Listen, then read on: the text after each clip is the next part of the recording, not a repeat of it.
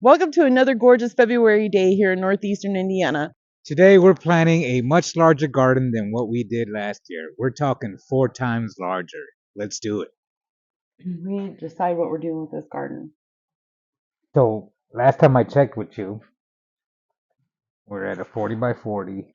When we decided to add more diversity to the garden, we needed to plan for exactly what we want to grow. So if you want to see what I'm doing here, this is just a 40 by 40 square. Okay, this is gonna be our garden, 40 feet by 40 feet, and I literally did it to scale, as you can see, from 0 to 40 on each line. Or actually there's 2 feet on each line. You can see my numbers 2, 4, 6, 8, 10. So what I did was from 0 to 40, I got 40 feet and 40 feet. So that I know exactly what I'm doing. And she's giving me kind of how much space she needs, and I'm filling in them as boxes. Not that this is exactly where we're going to plant them, but it's letting me know how much space I'm taking up in the garden. Next, we needed to come up with a list of exactly what we wanted to grow. Corn, potatoes, tomatoes, winter squash, black beauty squash, cucumbers, beans, serranos, and jalapenos. Okay. Pinto beans, bell pepper, tomatoes, broccoli, cauliflower, celery, Brussels sprouts, peas, banana pepper, cayenne pepper, onion, and then garlic, watermelon, honeydew, cabbage, tomatillos, sunflowers, dwarf trees, grapes and raspberries and blueberries.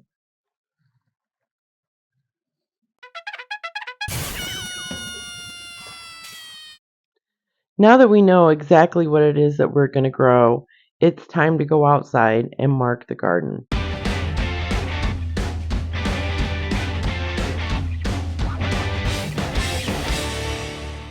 40 feet.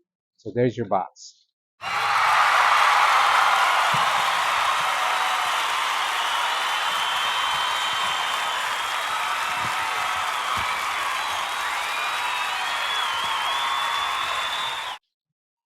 So what are we doing out here? With this little bit of space we got. Okay, so So we got all this right here still. yeah. This is all water that runs down, so it won't flood. And we got all this area right here. That's where I would like to put my the rest of my blackberries and uh, put my roses along that fence. My wild roses. Okay. So leave the fence up. Yeah, we'll leave the fence up. And then Roses? yeah, For what? my wild roses, For what? wild rose hips, because What's the purpose of them? you can make cosmetic products, soap and jelly, and they're edible or medicinal, and there's a lot of purposes that they serve. So the more I grow, the more hips I'll have.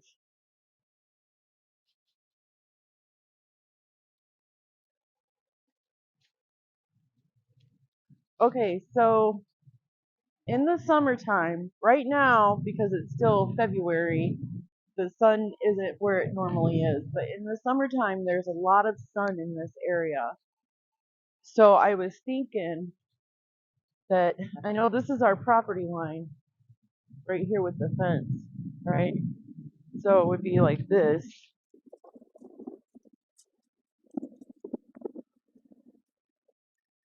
Okay. So I was thinking you have that line there, and then if you put another line This way. up to like about here, about like that, and the flowers need like 2 feet or so, then you would just cut it right down the middle like that. You could have a row of sunflowers here and a row of sunflowers here, all the way down. Okay, so I looked up sunflowers, and you can make flour from the stuff in the stalks and from the seeds, and you can make oil from the seeds.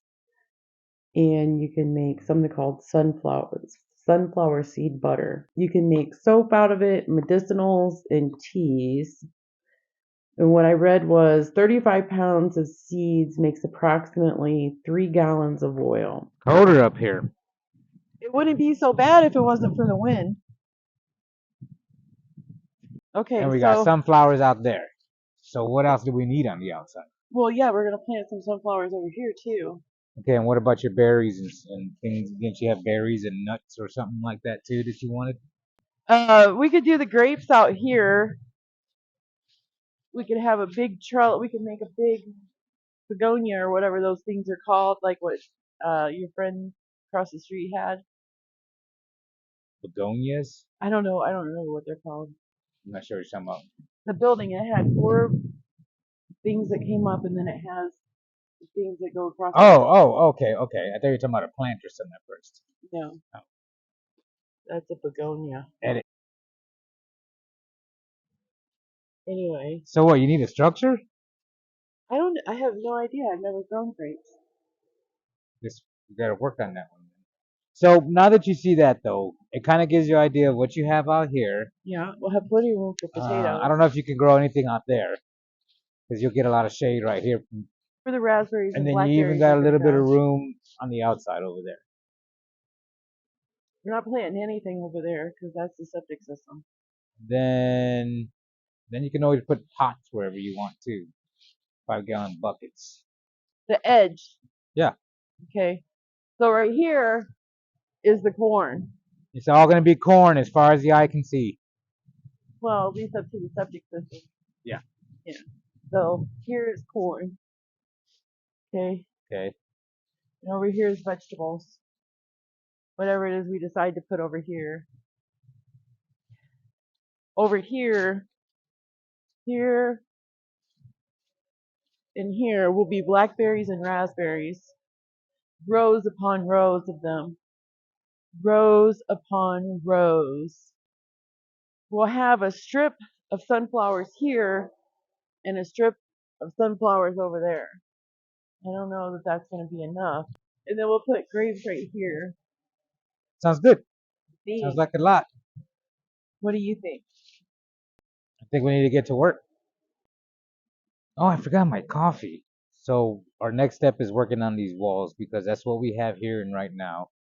We have to get fencing and a few posts and things like that from Menards or something, or I'm gonna see exactly what I have material wise. The material I do know I have is it's metal siding I got from somebody. They had built a new building, had some pieces left over, and they let me have. Actually, I traded for them, and I got a good little pile of siding, and that's what we're gonna use.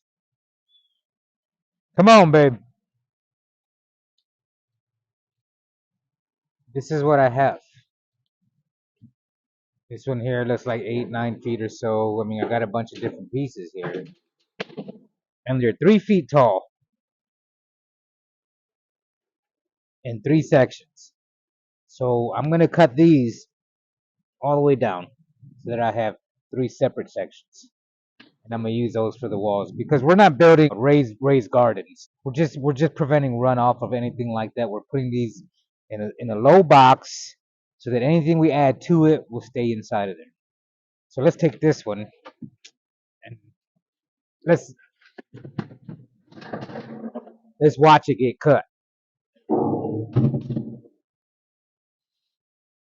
It's real thin metal. I've already tried different tools on it.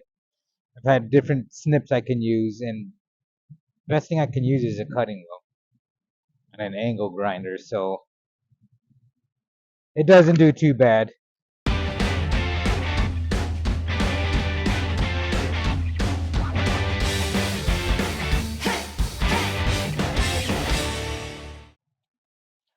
And there's one wall because it has a bend to it. She still stays stiff. And over here, like I said, I've already got a couple started. So we're gonna have quite a few of these, and it's gonna make a decent wall. It's gonna last a little while, and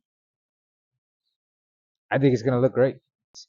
Over here, I have a compost pile I've been putting together, not purposely, It's my yard waste. It's been piled up over here for years. It's her garden waste. I've thrown nothing but brown in there, nothing but green and brown. No plastic or anything. And many times I've got it 4 foot high, and it just breaks down over the years. I mean, this is a few years I've been doing this now.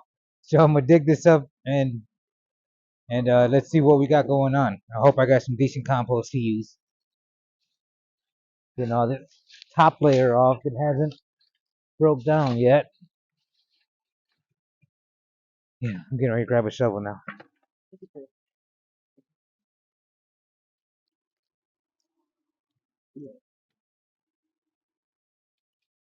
Yeah, so you can still see a lot of the leaves.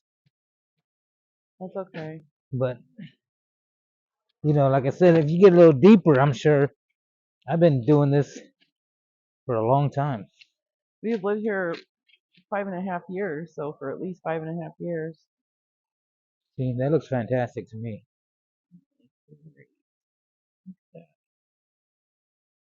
But I'm not a professional. Very nice. Barely even frozen. I mean, it's frozen on the top, but not down underneath. All right, so we got a little bit of that. All right, that's it. Hey, thanks a lot for watching. If you liked our video, give us a thumbs up. If you'd like to see more of our content, hit the subscribe button and the notification bell. And we will see you on the next one. Bye-bye. Good night.